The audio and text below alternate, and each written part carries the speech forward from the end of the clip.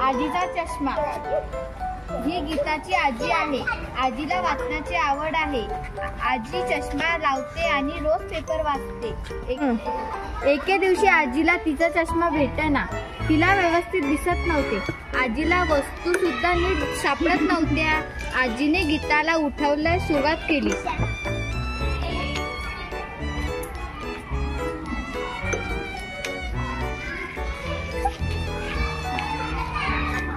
गीताला गाढ झोप लागली होती। ती उठतच नव्हती। आजीने तिला खूप प्रेमाने उठवायला सुरुवात केली। तिला चष्मा शोधायला सांगितलं। गीता झोपेतच चष्मा शोधू लागली। तिने उशीखाली चष्मा शोधायला बघायची आणि आजी उशीखाली ठेवायची, पण चष्मा तिथे सापडला नाही। आजीने गीताला वेळ विचारली। तिने सांगितले, लहान काटा 5 वर, मोठा काटा 4 वर। सापटे 5:30 वाजायला आले आहेत। आजीला पेपर वाचायचा होता। बाहेर फिरायला जायचे होते। गीताने आजीच्या टेबलवर ठेवलेल्या पुस्तकांमध्ये चष्मा शोधला।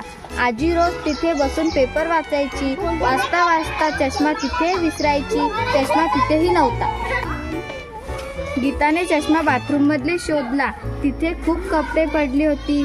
कधी कधी आजी चष्मा तिथेही देखील ठेवायची। तिथेही चष्मा नव्हताच।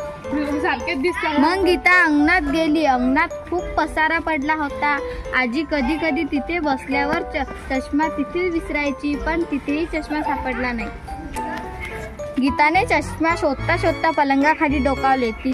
तिथे मनीमाऊ बसली होती। मनीमाऊच्या पायाजवळ काहीतरी होते। लांबून ते नीट दिसत नव्हते। गीताने मनीमाऊला बाहेर काढले। मनीमाऊ सोबत चष्मा बाहेर आला। गीताने चष्मा उचलत पडले। आजी चष्मा बघून खूप खुश झाली।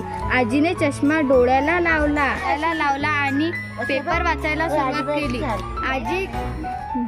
आजी गीता आणि मनाली घेऊन फिरायला गेली। त्यांनी खूप मज्जा केली।